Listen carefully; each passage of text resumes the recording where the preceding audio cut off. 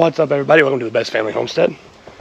So we are down to 4 or 5 days till I take off up to North Carolina to start my my healing walk on the Appalachian Trail. Got a laundry list of stuff to finish up. So in this video, I'm just going to show you give you some tips and tricks and show you some of the stuff that I'm doing here around the homestead to get ready to leave. One of the first being, I've really got to cover up all this wood. Hasn't really rained much. I should have had it covered up, but of course I didn't. I did once, but not with great tarps that blew off. So the piles of wood we've got sitting around here, we're going to do a couple things. One, we're going to take diatomaceous earth, and we're just going to take handfuls and just throw it in all the cracks and then all around, underneath and everything in all this wood. And what that's going to do is, the diatomaceous earth is a desiccant, and it will kill anything with an exoskeleton because it dries them out.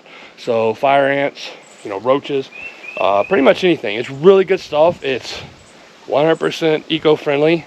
It's just basically a certain type of really fine ground up dirt, no chemicals, and it works wonders. So we'll get started on that, but that way I can cover this up and I'm going to be good, not to worry about any bugs or termites or anything getting in our wood. Now the thing with diatomaceous earth is it doesn't work when it's wet. So if you put it down in a yard, it'll kill fleas and kill all kinds of other creepy crawlies. But when it's wet, it won't work. So if it gets wet, you've got to put it back. You really don't want to breathe stuff in. It's got little sharp edges on it. When it gets wet, you've got to reapply.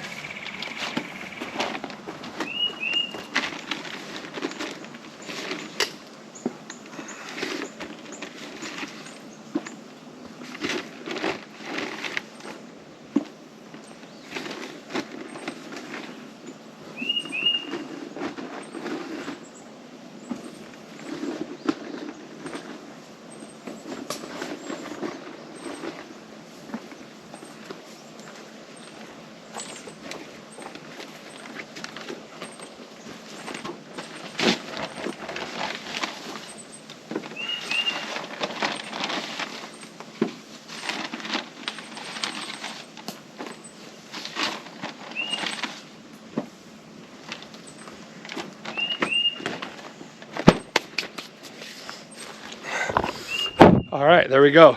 So I've got do it all around the corners, on the ends. Now we're just going to take our tarp, cover it up, weight the tarp down, and then do that with all the rest of the wood we got around here.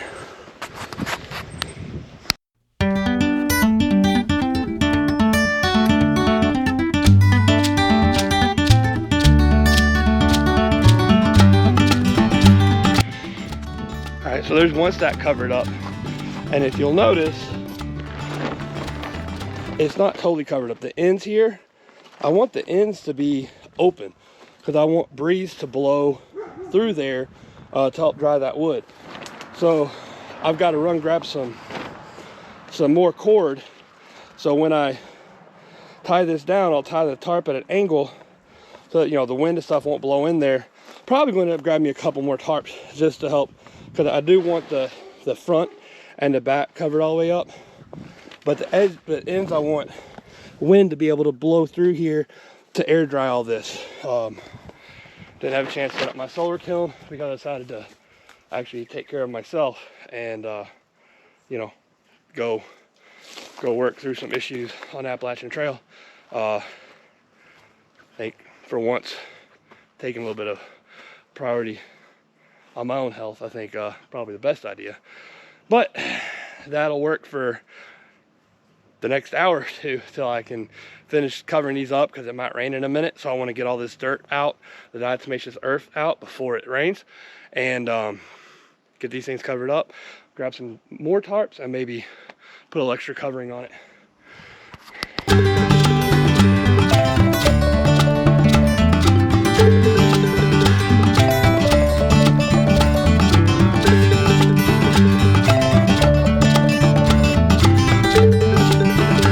Yeah, I definitely didn't get all that 12-foot stuff stacked up. And went a little too short on my tarp. That's okay. We gotta go get some more anyway. All right, so this is one of the areas I'm really worried about with the diatomaceous earth, because these logs are gonna be sitting there a while. And we've already seen the beetle kill in the locust, you know, and then we've got our siding, which is looking pretty good and drying really nice. So I'm gonna put some under here, and then definitely want to keep our dining room table bug free. You can see there's some ants and stuff already there. So we're just gonna pack this area with diatomaceous earth, cover it up, and as long as it stays dry, it will be good to go in a year or 2 years when I get around to it. Hopefully it's not that long.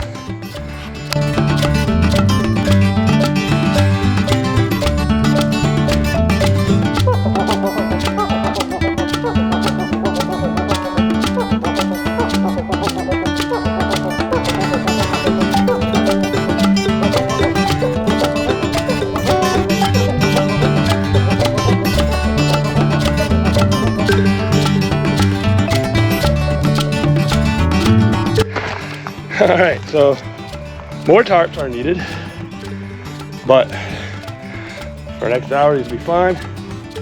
And I think I'll probably go hop in the shower.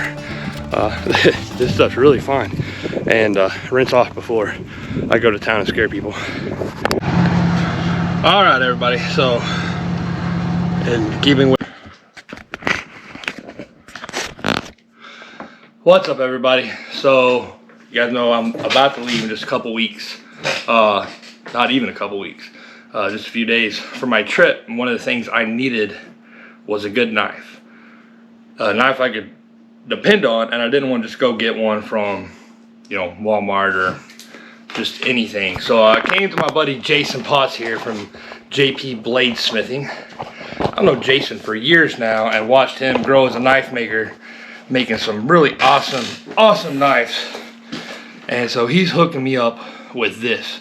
And when I get back from the walk, we're going to do a video on how he makes these awesome knives. I'll show you guys this thing. This thing is phenomenal. Jason, why don't you tell everybody a little bit about what you've got with this knife here. Well, this is a model that I'm calling the Pocket Bowie. It's significantly smaller than your average traditional Bowie knife.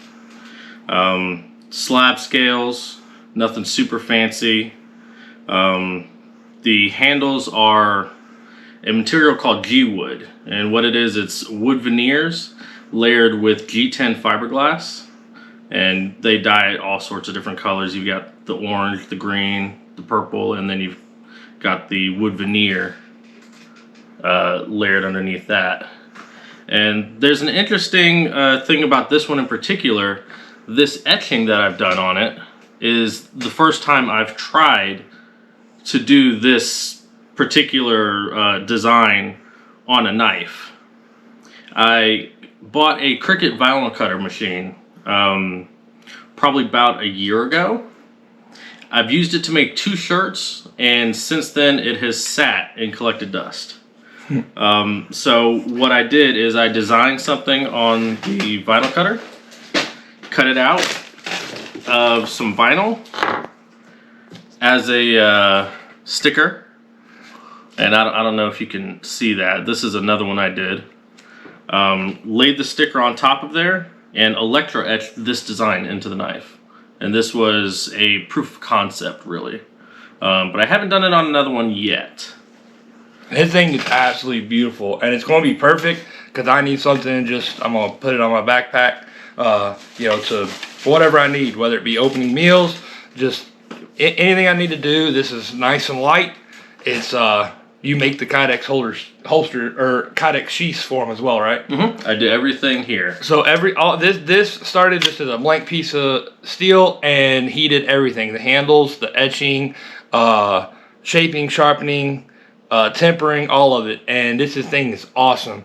So I wanted to show you guys an update on my knife, and I'm gonna be leaving the link for Jason in the pinned comments. If anybody wants a knife, I promise you, great quality.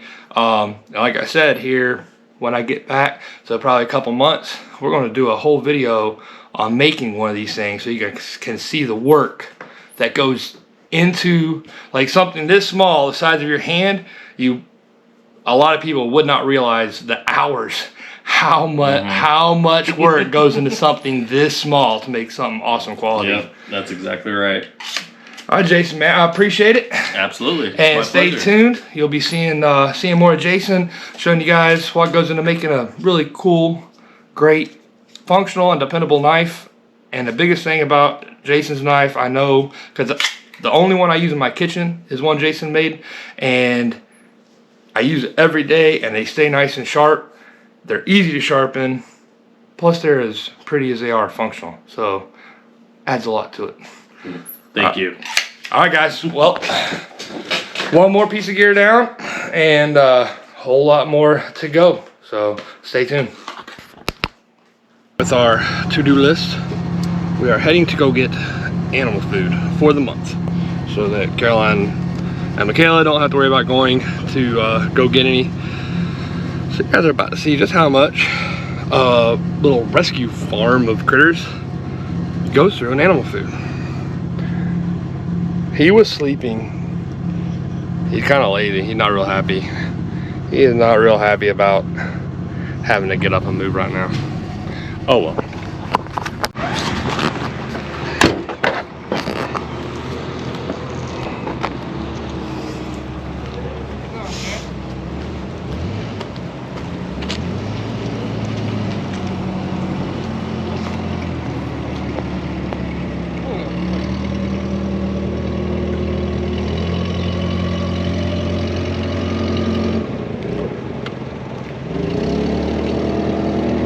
I gotta get the I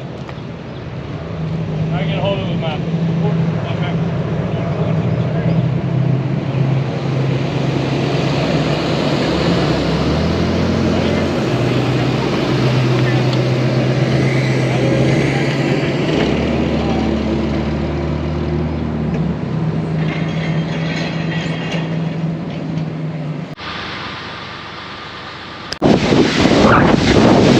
So you can see how much animal food it takes, about a month's worth. And of course I just got home, and you can see it's getting crazy here. This craziness just blew up out of nowhere. The tractor battery, of course, is dead. I've got $700 worth of animal food sitting there. I'm gonna have to find a tarp real quick. Good thing I just bought some. And we just had a pipe bust under the house. Like I was getting animal food 20 minutes ago. It'll be a long couple days. Hopefully that will hold till the storm blows over, and I guess it won't be raining under the house except for the pipes. And here it is.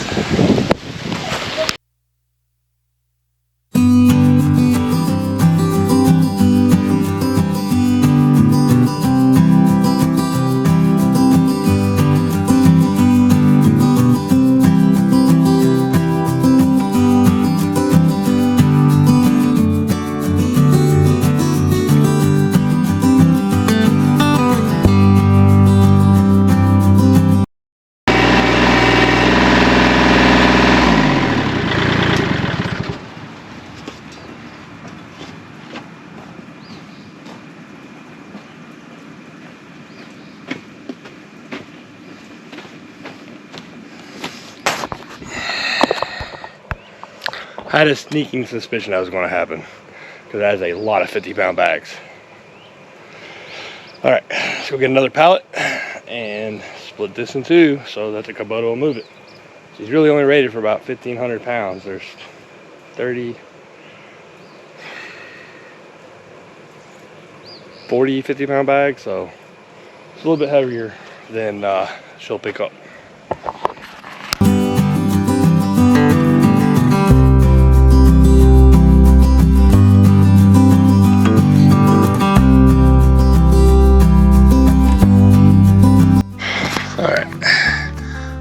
put all our food over here in our little food area. I don't really have anything here. We'll go ahead and, before we set these pallets down, put a whole bunch of this diatomaceous earth down. The rest of this bag. Now I'm not going to have to worry too much about insects.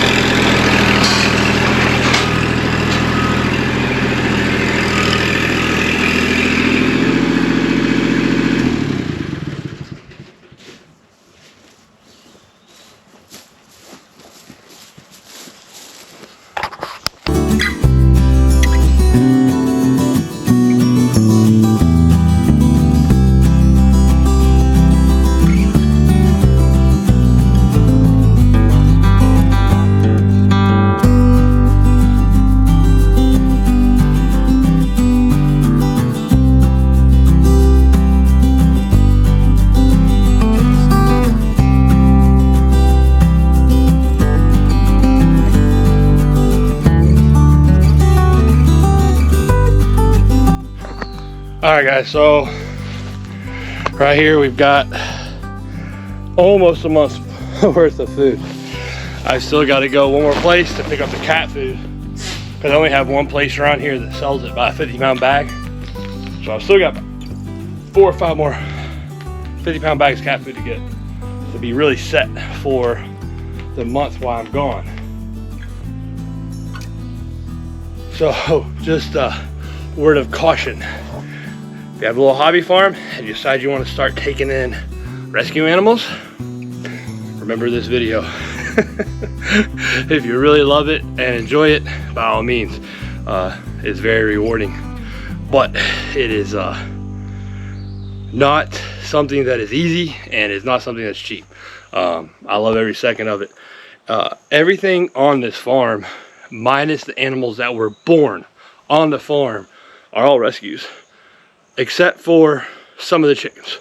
I did buy some of the chickens for having eggs, but goats, peacocks, rabbits, dogs, cats, which we've never actually owned a cat. The cats all showed up. And started feeding one about 6 years ago, just to help with rodent population. We didn't know she was pregnant. She had kittens. Then people started dumping cats off at our house. We've had 2 boxes of kittens dumped off in the past couple months. We're going to work with the Humane Society and taking a lot of them before I leave. They're going to help us rehome them. But, you know, it is what it is. They need a home. All of our goats, minus the ones born here, were rescues that needed a home. Definitely all the dogs. That's why I named this place, you know, the Best Family Homestead. A place for the wayward, lost, and unwanted. That's what we do. So, enough of that. I've got to get back to work. You guys saw the tarps and stuff. I got to finish getting all my tarps put on. The new ones I bought. Finish getting the wood covered up. Hopefully, I got to hook up the lawnmower, weed eater. You know, get everything mowed. Mowed real good here in the next, hopefully a lot tonight. And then tomorrow, because I leave in 3 days. I'm going up to the Best Family Mountain Farm. So a lot to do. But I hope you guys like this video. I know I rambled a lot. It's one of those days where nothing would go right. I'm telling you. It was just one thing after another. Well, 2 days. That's what I get for taking a little bit of time and having fun. Going out with Robert in Rough Edge instead of working. But I needed it. And I'm really looking forward to the healing walk. So Make sure and like, subscribe, and share. And I'll catch you guys next time.